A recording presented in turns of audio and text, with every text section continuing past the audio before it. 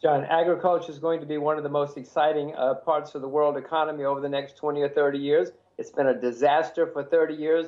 That's in the process of changing. Other people see the same thing I do. They know they have to secure sources of agriculture or we're not going to have any food. John, the average age of farmers in America is 58. In Japan, it's 66. In Australia, it's 58. I could go on and on. The world's facing serious food problems, and somebody should be doing something about it. Well, it's interesting. You mentioned Australia. The Qatari investment fund went in and bought a huge swath of land in Australia, and it raised alarm bells with the potential review from the Foreign Investment Board. The South Koreans went into Madagascar, and that cost the leader his position because they leased out a huge swath of land there. This is a very sensitive issue in terms of foreign ownership. Well, yes, and no. The local farmers probably may not agree with the people objecting because the local farmers get more investment, they get higher prices for their own land, etc. If we don't, John, if somebody doesn't put more money and ability into agriculture, we're not going to have any food at any price. John, in America, more people study public relations than study agriculture.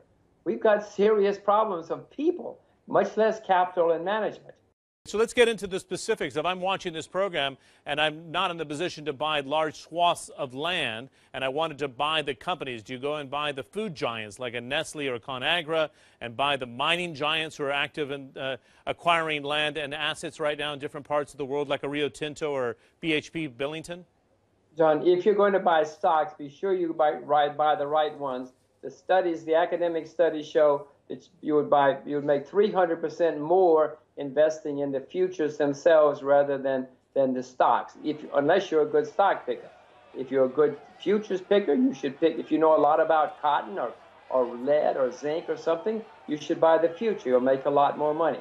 If you're not sure about either of those, buy an index. There are plenty of indexes, and index investing outperforms 70% of active managers year after year. Or invest in a country.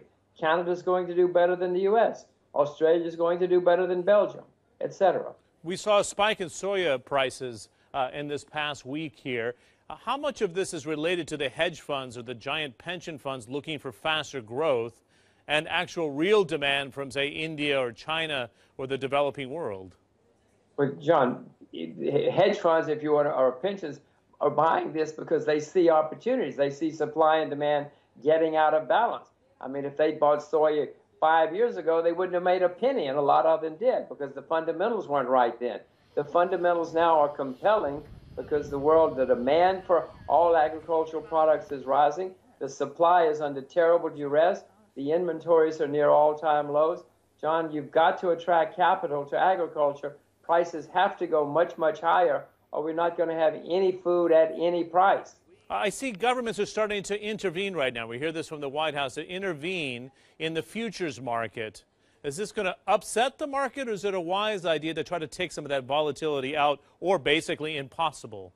John, they always try. They always make it worse. If you tell a farmer, look, you cannot sell your rice for more than 5 pesos, the farmer's going to say, well, I'm not going to produce rice. He's not crazy. And in the meantime, the consumers buy more rice. No, the only thing that you're going to do, John, the problem, the cure for high prices is high prices. You let prices go up to the market level, it brings in new supply, it cuts demand, and you solve the problem.